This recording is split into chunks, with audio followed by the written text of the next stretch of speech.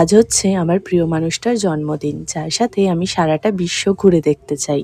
বেশ কিছুদিন আগে আমরা চলে গেছিলাম দিল্লি ঘুরতে। তো এটা হচ্ছে সেই দিল্লির লোটাস টেম্পলেরই ভিডিও। অনেকটা লেট হয়ে গেল, কিন্তু আজকে সেটা পোস্ট করছি। সবাই অনেক অনেক ভালোবাসা দিও। তো আমরা বাসে উঠে পড়েছিলাম লোটাস টেম্পল যাওয়ার উদ্দেশ্যে। আর এখানকার বাসে দেখো, মেয়েদের জন্য কোনো টিকিট প্রাইস লাগে না, ছেলেদের জন্য যৎসামান্য লাগে।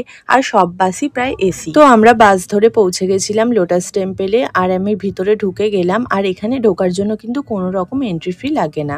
এখানে ঢুকতেই একটা আলাদা রকম অনুভূতি। এত শান্ত পরিবেশ, এত স্নিগ্ধ পরিবেশ, আর এত সুন্দর একটা মনোরম হাওয়া চলছিল যে এতটা সুন্দর ফিল হচ্ছিল বলার মতন নয়। আর তোমাদের তো বললামই আজ হচ্ছে এনার জন্মদিন। সবাই কিন্তু কমেন্টে হ্যাপি বার্থডে লিখে দিয়ে যেও। তো যাই হোক, তারপরে আমরা হাঁটতে লেগেছিলাম। এতটা দূর যে হেঁটেই যাচ্ছিলাম, আসছিল আর না। ফাইনালি পৌঁছে গেলাম একদম কাছাকাছি লোটাস টেম্পলের।